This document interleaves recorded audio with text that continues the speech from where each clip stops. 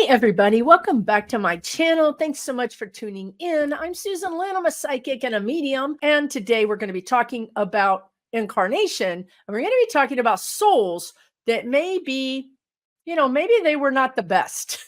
Maybe they were evil. Maybe they were just bad. Maybe they were crooks.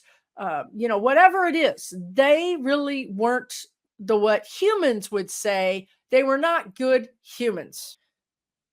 So these people that have been horrific would go through a period of cooling off.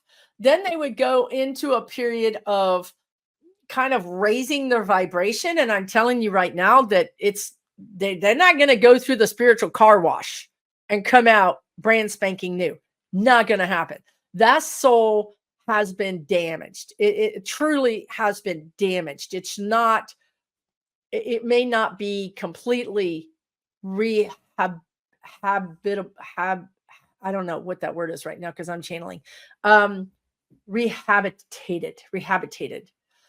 So in that case, that soul would then go to an existence, a planet where they don't have as much free will. Again, this is the Wild West of all Wild West. The earth is anything goes. It's anything but nuclear weapons, apparently.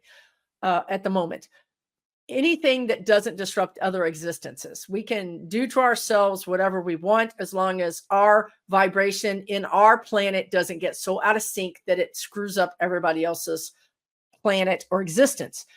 So this terrible, terrible person would then go to a planet or existence where they just don't have as much choice.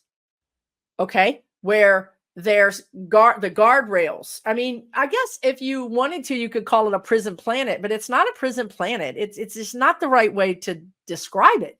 It's not a prison. That's a beautiful place. It's just that you don't have the ability to create. You don't have the ability to manifest, to have free choice. Number one. Number two, all the other inhabitants of that planet, and some might be damaged souls and some might not, because they all go there for different reasons. Again, it's not a prison planet. They go there for different reasons, but they can all read each other's energy. And it's like to give us a human example of something we would understand right now, especially in the US, and I don't know about other countries, but in the United States, there's a sexual predator list. So if you have to go on a list, and then your whereabouts can be determined. You can do a search and you can find out for anybody that's been charged and convicted of this crime, specifically sexual predation, and you can find out where they live. Okay. So in that way, those people are identified. Now, in this same way, on this other planet, in this other existence, that person gets identified as having been what they're calling a scarred soul. So a SCARRED, scarred soul. Not a bad soul, not an evil soul, a scarred soul. Isn't that fascinating?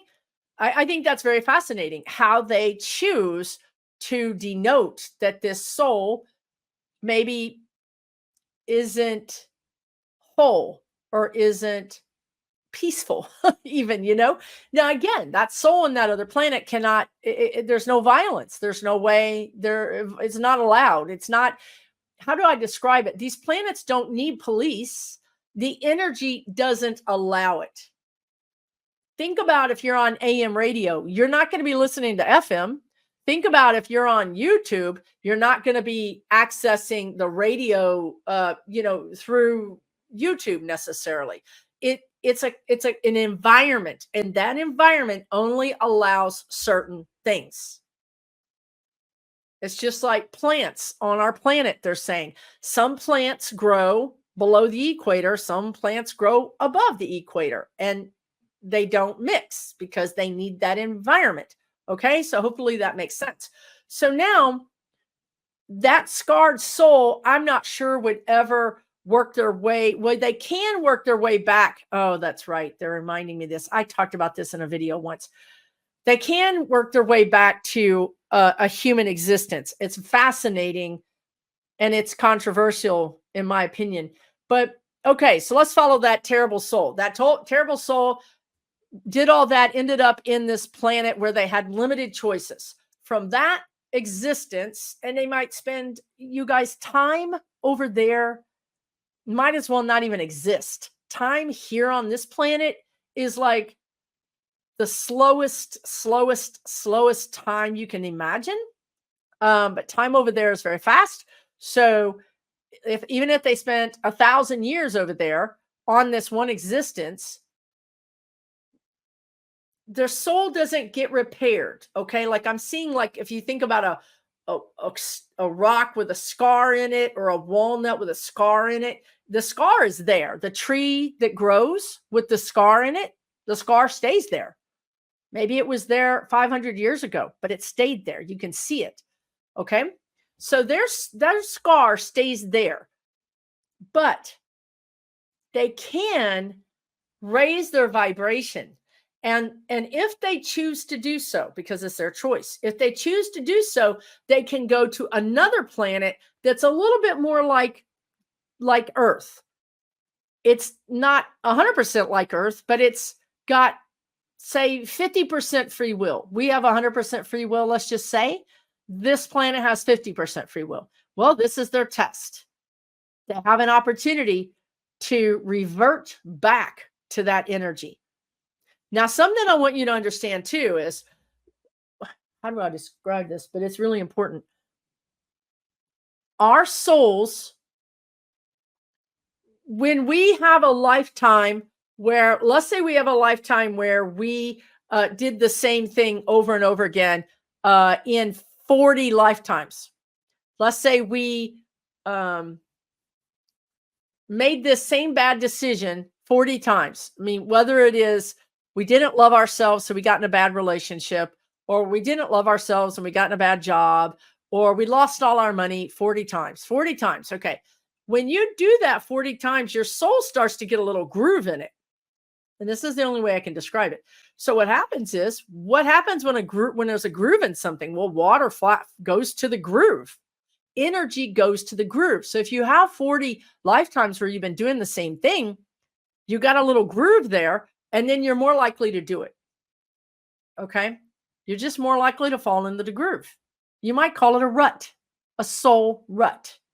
Now, this soul that has a rut the size of the Grand Canyon, something you can see from outer space, right? Because this soul really did some dastardly, terrible things, horrific things. So they're in this 50% free will life incarnation on this particular planet. Are they going to fall into the same trap?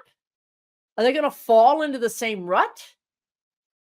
Because this planet, I don't know if I made this clear or not, but the planet they were at, the first planet they went to, people could see, right? People could see that they maybe had a scar.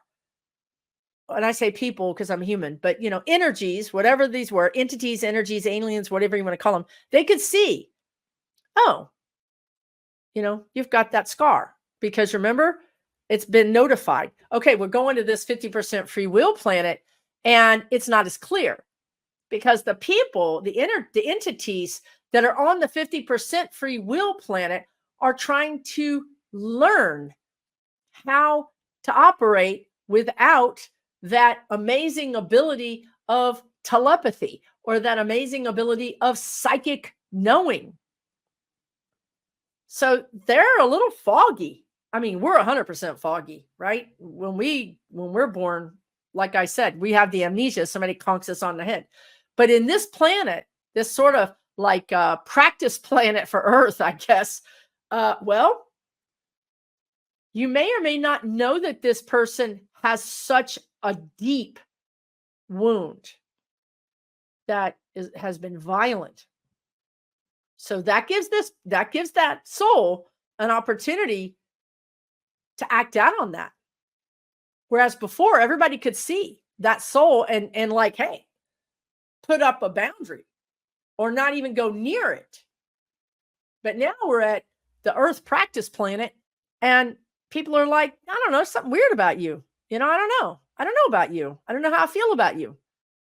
Maybe their alien hairs on their neck stand up. I don't know what it is. But it's not 100% knowledge. It's somewhat shrouded. So this is a big test. It's a big test for the people that are interacting with this soul, and it's a big test for the soul. So let's say the soul gets through that, doesn't harm anybody, doesn't kill anybody.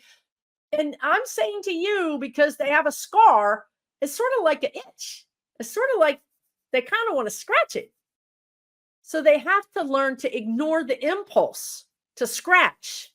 In this case, it might be ignore the impulse to club somebody over the head or to stab somebody. So they're still having the impulse. This is teaching them impulse control. Okay. So they're in this planet, this practice planet, they're learning impulse control. Let's say they spend another 1,000 years there. Let's say 1,000 years there is like 100 years on Earth. That's pretty good long time on Earth, but much longer on their side. Okay, this person does really well with their impulse control because there are planetary, I mean, I'm going to have to use human words here because there's just no other language that I know at the moment. There are sort of planetary police or planetary overseers. They're like, they don't want me to use police, overseers that are sort of monitoring this person. This person is on parole. This soul is on soul parole. And they're wearing an ankle monitor. They're wearing a soul monitor. And these overseers can see the energy, can see the impulse. They can see when it's a big impulse. I'm angry. I don't like you. I have a big impulse. I have anger. And they can see when it's just a little impulse. I'm irritated. And they can see how that soul reacts to those impulses. Okay. Now, here's the thing that's astonishing. Let's say that soul gets through their 1,000 years over there and they're like turned into a kitty. They're like sweet. They're like puppies and baby birds, and they're just sweetness and light. Well, then they may, if the soul parole board deems it possible, they may come to Earth again. Now, here's the thing that's astonishing. If they get back to Earth, which is a pretty astonishing thing, if you think about everything they had to go through, this soul is really dedicated to learning this lesson. It's really dedicated to growing. So let's say they get approval. They come down here to Earth. Now, you guys, Earth is like we said, it's a free for all. Yeah, you got a spirit guide. And I've often said some people's spirit guides are parole officers. I've said that before, but they can't control you. They cannot control you because this is free will planet. They can help you sometimes. We've all been helped. We've all had angelic assistance. We've all been saved or near-death experience or whatever, right? But they can't stop you from doing something stupid. They're showing me they can slow you down. They can give you some opportunities to think about your actions. That's that time when the cop pulls you over and gives you a warning, or you almost do something just incredibly stupid that would ruin your life, ruin your career, whatever. And you're like, oh my God, thank God I didn't do that. Or, oh my God, thank God I didn't get caught doing that. I'm going to clean myself up. I'm going to go get help. They helped you. They can help this soul. They can't stop this soul. Now, the astonishing thing is that when that soul that I've been talking about, when they get back to the planet, if they're allowed to come back to Earth, they have the opportunity, this is the astonishing part, to become an ascended master. I know. To me, that's astonishing. Now, why do they have the opportunity to do that? Well, because they fell from grace. It's sort of like the angel that fell from grace. They fell from our soul's loving, beautiful. I mean, look, I'm telling you, There's a lot of jerks out there. There's a lot of a-holes out there. There's a lot of people that are vicious and mean. That's one thing. I mean, spirit guides are saying that's just basically human, but I'm talking about horrific. Okay. If you come back from being horrific with this scarred soul and you come back to this planet and you don't kill nobody, you know, you don't kill a bunch of people. I'm not saying that you're a saint. I'm saying maybe you are a recluse because you're like, I can't deal with this. This is too much. Or maybe you're just a jerk to people because, again, I can't deal with this. This is too much. I just don't see this person coming from practice planet Earth, hitting Earth and becoming like baby Jesus. I don't see that. I don't think that's energetically very possible. I think you come here and the weight of this place, the sheer, I want to say the word insanity of this place in a sense, because everybody can do anything. Think about it. Is that itch going to start? You're going to start wanting to have those urges, that power, to feel that power again. And then you start thinking it's worth it. I mean, right? This is a soul. This is an addict. This is very much like thinking about a person being an addict.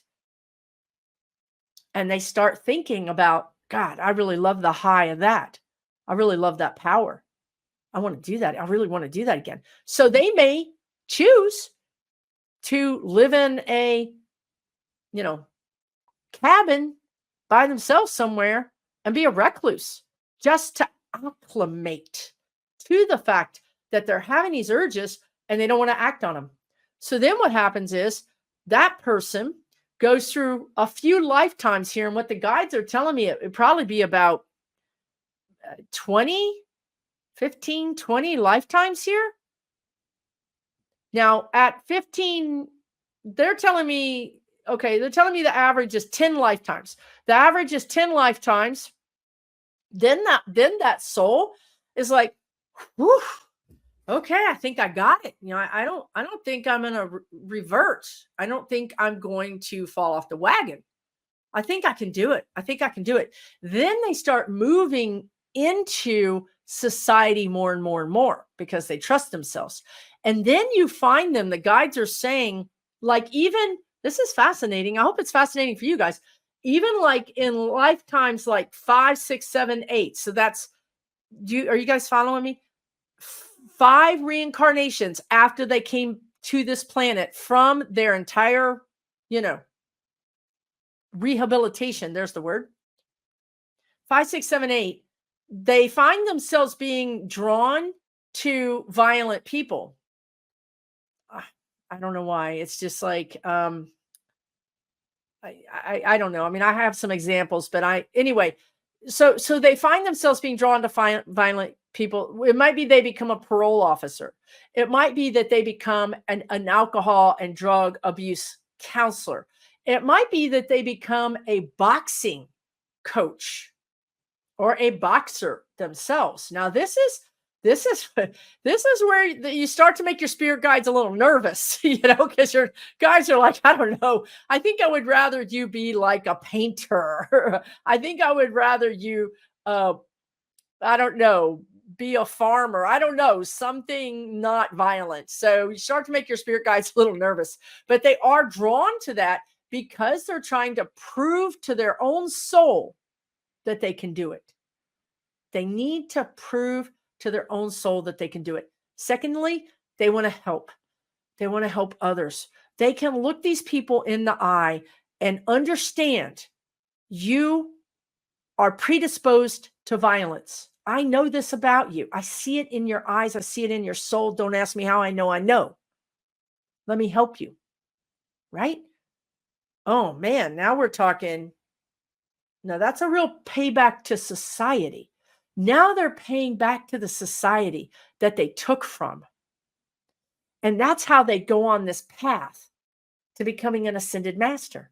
Because if you can make that whole loop from murderous, horrific person, serial killer, or um, despot, cult leader that's responsible for thousands of lives, if you can make that circuit from that all the way through the healing and rehab process back to planet Earth, and then spend 25 or 30 or 50 or 100 lifetimes giving back to the place where you caused so much havoc and harm, hell yeah.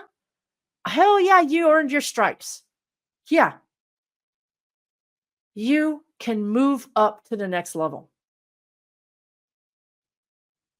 That's pretty astonishing to me. And now, I mean, I just want to find these people. Like I want to go around looking for them. Like, are you one of those people? Are you one of those people? Because I really think if you're sensitive to energy, if you're a Reiki healer or you're sensitive to energy, that I think you could figure it out. Once you know what you're looking for, think about it. Just think about it.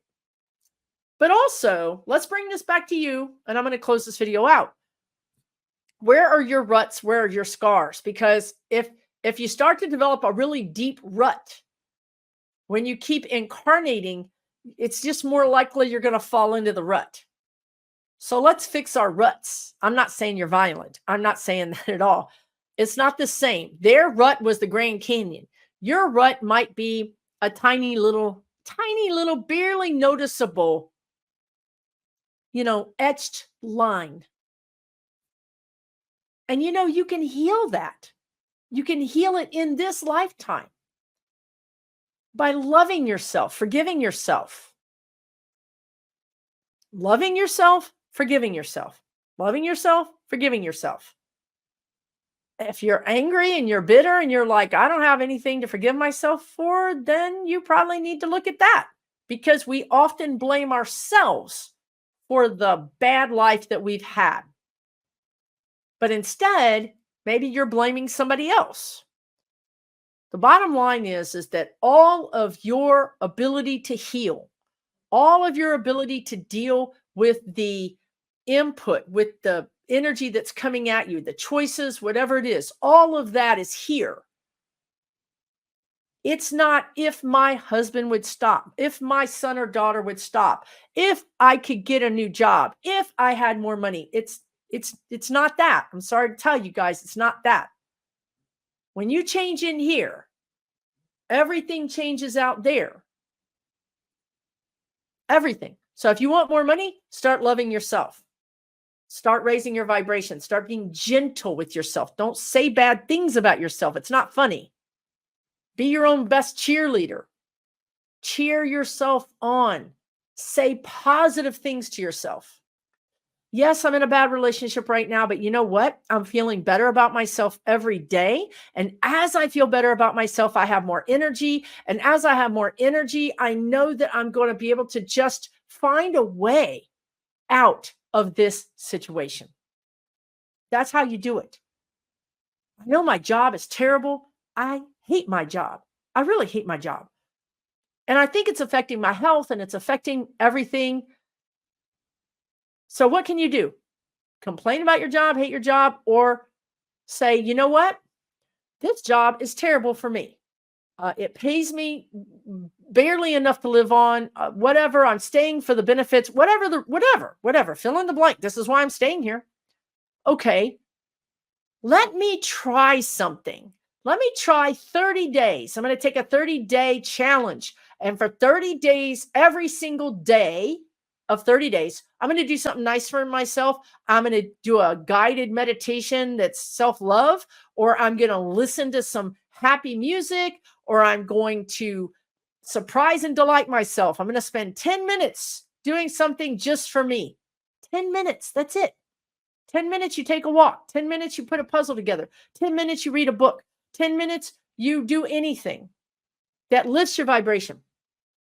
I'm going to say nice things about myself. I'm going to say really nice things. I'm going to be the cheerleader that I never had, that I've always wanted. But no one has ever showed up to be my cheerleader. I'm going to be the cheerleader. If you do that in 30 days, you're going to feel better. You're going to be healthier. You're going to be happier. And your vibration's going to be higher. And when your vibration's higher, you meet higher vibrational people. You know why you can't get a new job? Because you're down here in pissed off land. When you get out of pissed off land, you're up here. This is where happy, well, accustomed people are. Now you're meeting this person who's like, gosh, my company's hiring. That can't happen, because if you're down here, this person who's kind of just pretty centered, just living life, just kind of chilling, you're not going to meet them. If you're up here, you're going to meet them. And that, my friends, is what changes your whole life. That chance meeting when you're in a good mood. You don't have to always be in a high vibration. We're humans. We're not always going to be in a high vibration, but you can be in a good mood from time to time. When you're in a good mood from time to time, you say yes to things instead of no. So you say yes to that friend who wants you to go to that party, or you say yes to work about this neat opportunity to do training, or yes to this community volunteering project. And then when you said yes because you're in a good mood, and you go there and you're in a good mood, you meet that person who says, yeah, my company is hiring, or yeah, I know the great place for you to get an apartment. My neighbor's renting her house. Miracles. We call them miracles, don't we? I call them synchronicities. Match up to the energy that you want, and you'll find the synchronicities. Okay. Let me know if you thought this was helpful. You enjoyed it. Let me know your questions. And if you're watching this to the very end, please read all the comments, because you guys have the best comments I've ever read. I think somebody should take all the comments and make them into a book. You guys have had amazing experiences. So thank you for sharing your experiences. Thank you for sharing your comments. Thank you for supporting me and watching to the end of this video. If you like this content, I'm going to put the playlist somewhere on the screen.